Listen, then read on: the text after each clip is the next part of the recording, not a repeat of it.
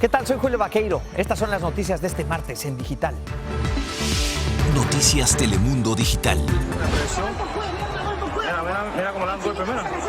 Represión en Cuba. Una persona muerta, decenas de heridos en las protestas de hoy en La Habana. Activistas denuncian además más de 100 arrestados o desaparecidos tras las históricas protestas contra el régimen cubano. Infierno en el oeste. 60 incendios devoran todo a su paso en 10 estados de la costa oeste. Bomberos escapan de milagro de un tornado de fuego provocado por la extrema sequía. Que si no se quieren vacunar, que no pongan en riesgo a los más vulnerables. Contagio en guardería. Una madre latina nos dice que su bebé de 7 meses contrajo el COVID-19 por una cuidadora que no estaba vacunada en Los Ángeles. California no exige vacunación a los docentes, pero pedirá a todos los estudiantes que usen mascarilla. Desde Cuba llegan imágenes de la represión del gobierno contra manifestantes. En este video, un grupo de más de 10 agentes escala una azotea para golpear brutalmente a un joven atrincherado en lo alto del edificio. Lo patean, le dan puñetazos, mientras otro de los uniformados lo mantiene agarrado.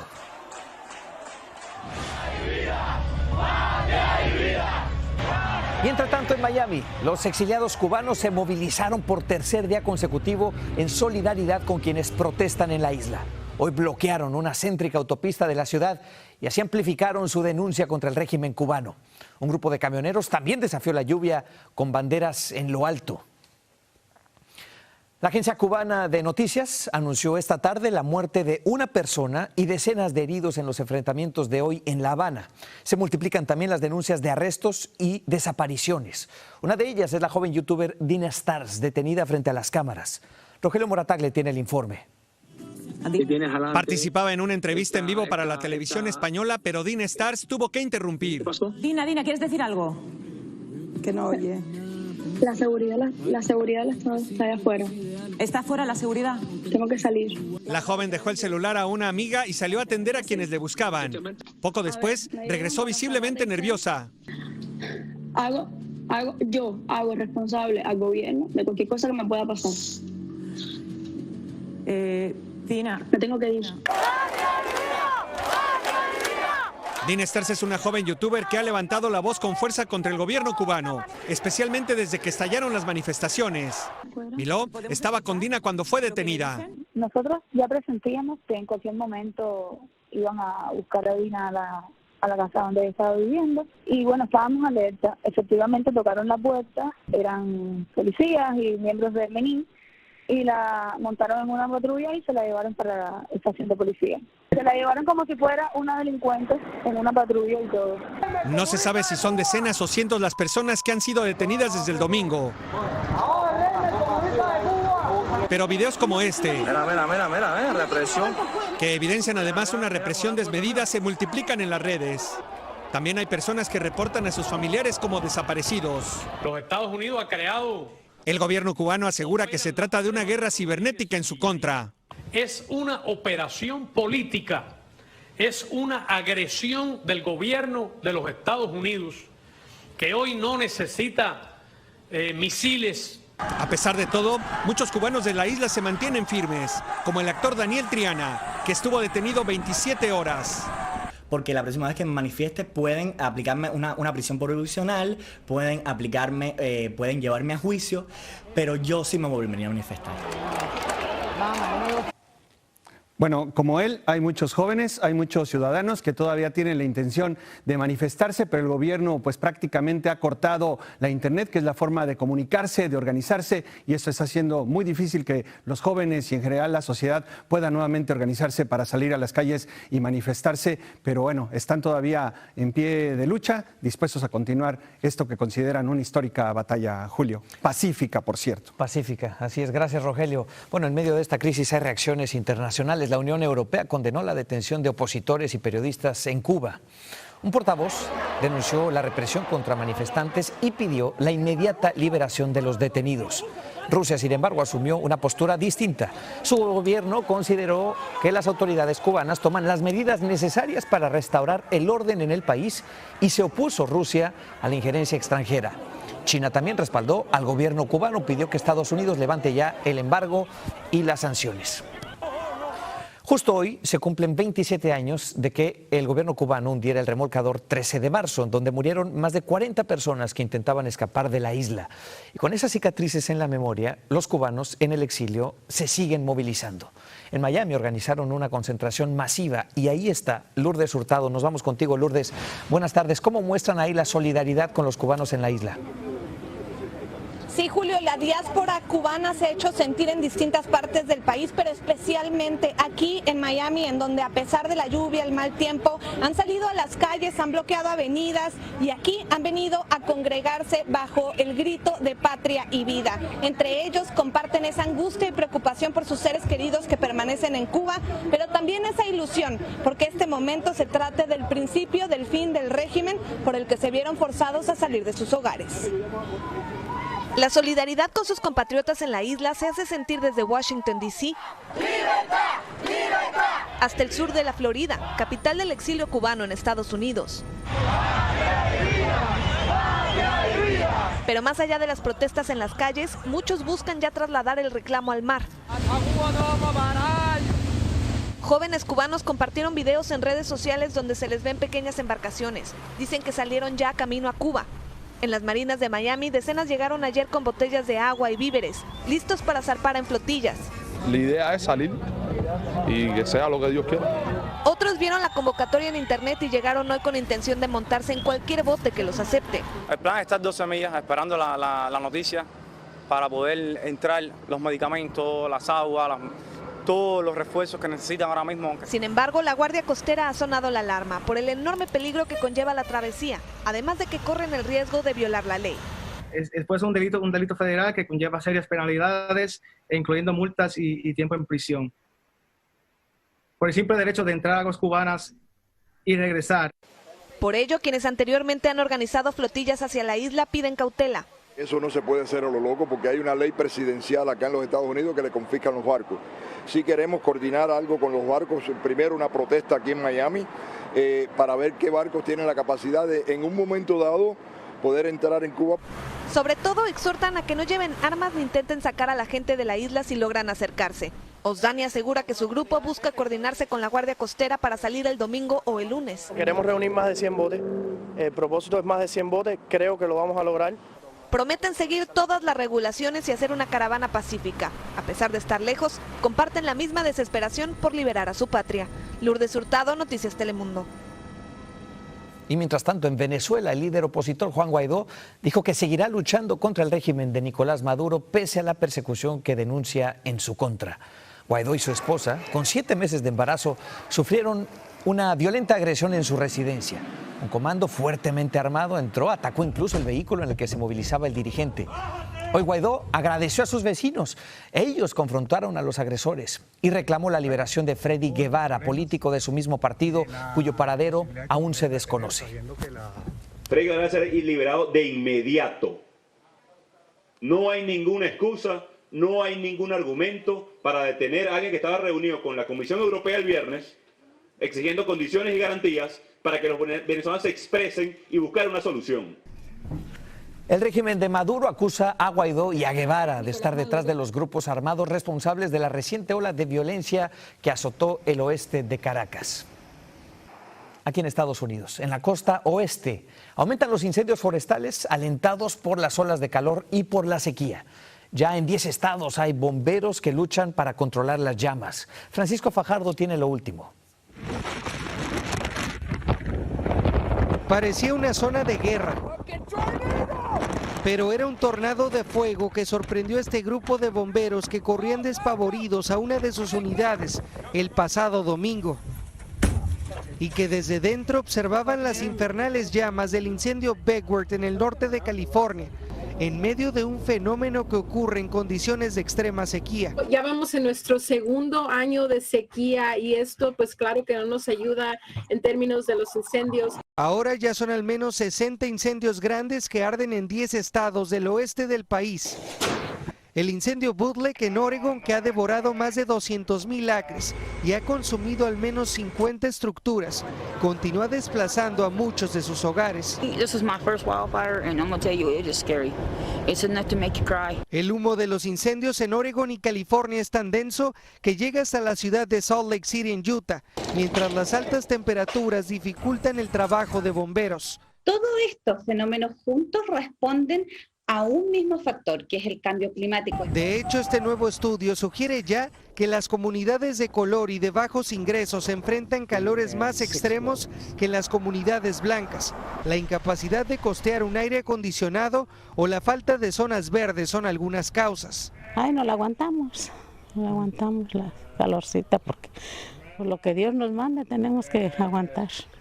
Expertos aseguran que lo que ahora sucede es la confirmación de lo que ya se venía analizando en años atrás, que las temporadas de incendio ya no tienen fecha de inicio y conclusión.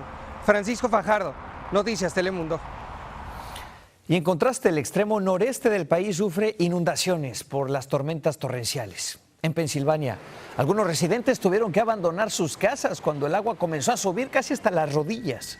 En las calles de Filadelfia, convertidas en verdaderos ríos, quedaron autos sumergidos casi por completo. Algunos menores de edad tuvieron que ser rescatados, ahí lo ve, en botes. Personas que han vivido en el área por años aseguran que nunca habían visto una inundación como esta. Y en medio de todo esto, la preocupación por la pandemia no cede, especialmente para los padres de familia que ya en unas semanas comienzan a enviar a sus hijos a la escuela. En California, una madre denuncia que su bebé de 7 meses se contagió en la guardería. Francisco Cuevas lo cuenta. Que si no se quieren vacunar, que no pongan en riesgo a los más vulnerables. Jacqueline García está preocupada. Su hijo Andrew, de solo 7 meses, se contagió de COVID-19 en la guardería, donde lo lleva. La fuente del contagio fue una trabajadora del plantel que no estaba vacunada. Nosotros estamos pensando que mi niño lo están cuidando bien, sin pensar que todos los días por los pasados 4 meses él estaba en riesgo a diario. Ahora la joven madre, quien ya estaba vacunada, acaba de recibir la noticia que también es positiva. La guardería estará cerrada 2 semanas, pero el caso abre el debate si todos aquellos a cargo de niños deberían estar vacunados obligatoriamente. Por ahora es solo una recomendación. No hay regulación, no hay obligación, o sea que estamos prácticamente en el limbo. Estamos todos los días jugándonos como esta ruleta rusa de a ver a cuándo les toca y a quién les toca. Millones de padres de familia por todo el país comparten la misma preocupación al tiempo que se acerca el día en que estudiantes regresarán a las aulas para un ciclo escolar presencial. Y el COVID-19 continúa haciendo estragos. Y sobre todo en la parte de la variante Delta, que es mucho más contagiosa en personas no vacunadas, también ha aumentado los casos. El Departamento de Salud Pública de California anunció nuevas pautas para todos los estudiantes de kinder al 12º grado y todos los niños deberán usar mascarillas, estén o no vacunados. Pero cada distrito escolar tendrá el poder de decidir qué hacer con aquellos estudiantes que se nieguen a usar la mascarilla. Me preocupa, por eso lo llevo hoy a vacunar, porque quiero que ya vaya protegido. Al tiempo que el coronavirus continúa cobrando la vida de más personas, estudiantes que regresan a clases tendrán que comprobar vacunas en contra del sarampión y la varicela. No es el caso del COVID-19, al menos por el momento. En Los Ángeles, California, Francisco Cuevas, Noticias Telemundo. Y hablemos ahora de temas económicos, porque la inflación se dispara. Los índices de precios del consumidor subieron un 5.4% en el último mes. Es el mayor aumento de los últimos 13 años. Este incremento de precios superó las expectativas de los economistas.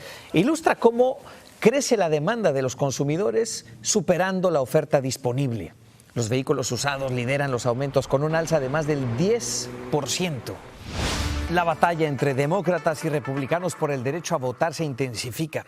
Hoy el presidente Biden criticó las leyes para restringir el voto en varios estados, mientras congresistas se fugaron para impedir que se apruebe una de estas leyes en Texas. Cristina Londoño lo explica. Los fugitivos son más de medio centenar de legisladores demócratas tejanos. Huyeron de noche en vuelos privados a suplicar ayuda en la capital. Y aquí se enteraron de que en su estado hay orden de arrestarlo. Para ir a mi casa, a mi lugar de negocio, le acabo de mandar mensaje a mi esposa para que no se asuste mi niño, que tiene 2 años. Al irse evitan que la mayoría republicana apruebe nuevas leyes electorales que aseguran restringen el derecho de las minorías al voto. ya que para aprobar cualquier ley, 2/3 de los legisladores tienen que estar presentes. Es una payasada grandísima y es una burla. Muestran inmadurez. Deben de votar y si pierden, perdieron. Conscientes de que en Texas tienen la batalla perdida, aseguran que vinieron a insistir en leyes federales que protejan el derecho al voto. Tema central del presidente Biden en Filadelfia, en donde se refirió a las leyes en al menos 17 estados promovidas por el expresidente Donald Trump, quien insiste sin evidencia que le robaron las elecciones. The denial of full and free and fair elections is the most un-American thing. Biden está promoviendo una ley que asegura garantizaría el derecho al voto, pero no tiene la mayoría necesaria para aprobarla. Los legisladores tejanos dicen que vinieron a contribuirle en su campaña. Si no podemos elegir quienes nos represente en el gobierno, pues casi no tenemos ningún otro derecho. De ser arrestados a su regreso a casa, no serían llevados a la cárcel, sino directo al Capitolio para obligarlos a votar. Por eso dicen que están dispuestos a quedarse aquí casi un mes hasta que termine la actual sesión legislativa tejana. En Washington, Cristina Londoño, Noticias Telemundo. En Texas, la madre de la soldado latina Vanessa Guillén aseguró que no se ha hecho justicia por el asesinato de su hija. Dijo esto después de una reunión en la que líderes militares le dieron a la familia el reporte sobre el caso. Les explicaron que Vanessa fue acosada sexualmente dentro de la base militar Fort Hood y que 13 oficiales fueron removidos y cambiados de su cargo por no actuar frente a esta situación. Gloria Guillén pide que Biden y el Congreso intervengan. Sigue ejerciendo, siguen desapareciendo. O sea, ahí no ha cambiado nada. Ahí hay acoso sexual, hay mucha maldad ahí. Es lo que no entendemos. ¿Cómo es posible que el gobierno permita eso? Como basta, ya basta. Y basta el dolor que nos dejó a nosotros. Físico, emocional. A más de un año de la muerte de la soldado, aún falta la investigación del FBI sobre el violento asesinato. Nos vamos a México. El secretario de Relaciones Exteriores, Marcelo Ebrard, confirmó su intención de postularse a la presidencia en 2024. Ebrard hizo saber su posible postulación en la conferencia mañanera del presidente Andrés Manuel López Obrador. El propio AMLO señaló que el canciller sería un buen sucesor. No obstante, Ebrard resaltó que faltan más de 2 años para las elecciones y que ahora mismo su prioridad debe ser cumplir con sus funciones en el gobierno. Y por supuesto que cuando se den las normas, lleguen los tiempos, estamos a la mitad del gobierno. Cuando eso llegue, estemos preparados para participar de acuerdo a las reglas que en su momento se dan. Y eso es, en esencia, lo que dice. La imagen del secretario de Relaciones Exteriores, Ebrard, se ha visto debilitada en los últimos meses tras el accidente fatal en el metro capitalino que fue construido cuando él era alcalde de Ciudad de México. El presidente López Obrador, por cierto, propuso hoy que el avión presidencial sea utilizado para viajes ejecutivos o fiestas. En la mañanera dijo que ya le hizo la propuesta a directivos de Aeroméxico, quienes están analizándola. López Obrador resaltó el ahorro que, según él, está teniendo el país manteniendo en tierra esta lujosa aeronave. Destacó que el plan sigue siendo venderla. Desde 2018, el gobierno mexicano ha gastado más de $20 millones en mantenimiento del avión y aún el comprador no aparece. Entre tanto, hoy se supo que uno de los sospechosos de asesinar al presidente de Haití, Jovenel Moïse, fue informante de la Agencia de Control de Drogas. Así lo confirmó la misma DEA, quien dijo haber entregado información al gobierno haitiano que ayudó a la detención de ese sospechoso y a otra persona. Según las autoridades locales, al menos 28 personas participaron en este magnicidio, mientras por altavoz anunciaban que se trataba de un operativo de la DEA. La agencia rechazó que los atacantes hayan actuado bajo sus órdenes. Y en Bolivia, un dramático accidente de autobús provocó la muerte de al menos 34 personas. Con la 4ª persona herida sería aquí. Más de 10 pasajeros fueron trasladados a centros hospitalarios. Esto después de que el vehículo se precipitara por un barranco a casi 500 pies del departamento de Chuquisaca, en el sur del país. Según las autoridades, el accidente podría deberse a un error humano.